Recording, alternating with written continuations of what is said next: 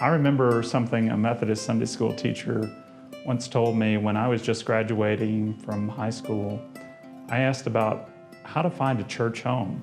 She said, look for those people and places that make you hungry for your faith, that touch your heart and nourish your soul. That's what I felt when I came to St. Paul's United Methodist Church. When we walked in there the first time, it was the first church we went to, and we were going to look at a bunch of churches back in 1988, and we didn't go to one other church. We plan on being here forever. When you enter St. Paul's, you feel like you've entered a holy space. I remember crying in church because it felt so glorious to reestablish that connection. When we walked in, I thought the church was absolutely beautiful. The architecture, the music, the traditional aspects of St. Paul's. The detail that the people that built the church thought of, it is incredible. We have a beautiful place of worship that was built in a time where we know that the prior congregation sacrificed a lot to give us this beautiful church. And so I feel like it is our responsibility to take care of it. It was a gift to us. I always think of the cathedral as something that's been established, and St. Paul's has been established, but it's the foundation that's kind of like a tree with its roots, you know, it goes deep and continues to grow and build.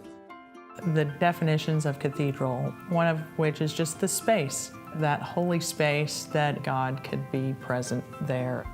But it also means being part of the community. You provide help to the poor and a gathering space for community activities. You have to become an emblem of what it's like to be part of a community of faith.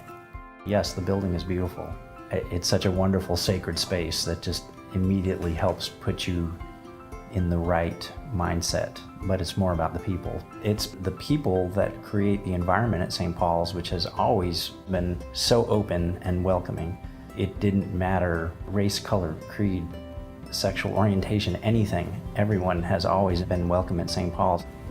I've always loved the two signs up in the front of the sanctuary that says, enter to worship and depart to serve. St. Paul's has morphed into this organization that is more than a church in many ways. It has the bedrock of the church is serving the city through the power and teaching of Jesus Christ. When I think about the mission of St. Paul's, I think about the beautiful statue of Jesus that adorns Bankston Green, and Jesus' arms are open.